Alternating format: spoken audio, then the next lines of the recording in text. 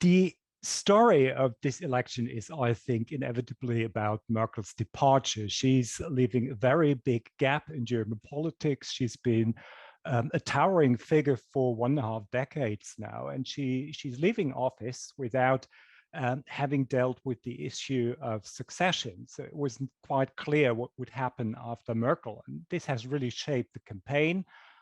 With very volatile polls, with an early lead for the Greens, followed by a lead for the Christian Democrats that then disappeared and all that. And so we end up on Sunday evening with a result that is very much in line with the last 2 weeks of polling. We have the two formerly Volksparteien, the big center parties, the center-left SPD and the center-right Christian Democrats, CDU, CSU, more or less tied for first place, not exactly tied.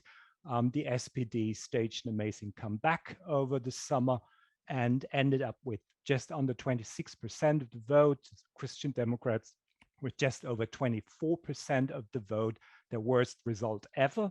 But the SPD result is not great by historical standards too. It's great compared to the last couple of elections for the SPD, but this is a party that used to come close to 40% plus minus something. So that time is gone.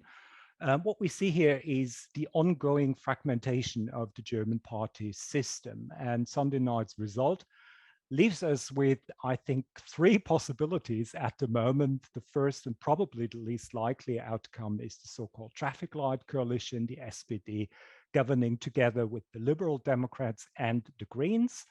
Another possible outcome that looks increasingly unlikely, at least that's my take, is the so-called Jamaica coalition, where the Social Democrats are replaced by the Christian Democrats governing together with the Greens and the FDP.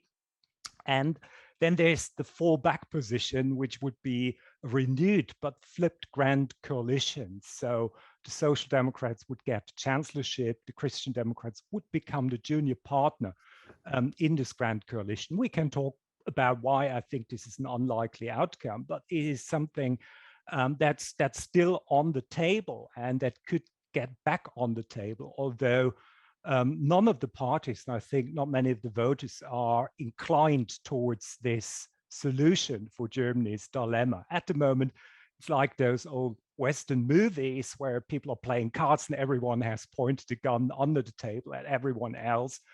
Because the Liberal Democrats could walk away, but that might lead to a grand coalition and so on and so forth. I don't have to make this explicit. One thing, and I would like to conclude my remarks with that did not happen is a further increase in the vote share of the AfD. They came out at more or less the same result than 4 years ago. They had slight losses, but the presence of the AfD and the presence of the left party in parliament just go to show how fragmented the German party system has become and how difficult it is to form coalitions. Until very recently, it wasn't quite clear if the two former major parties would have the ability to continue the grand coalition because they were polling around about 20% each. So it could have been impossible for them to have even this fallback option.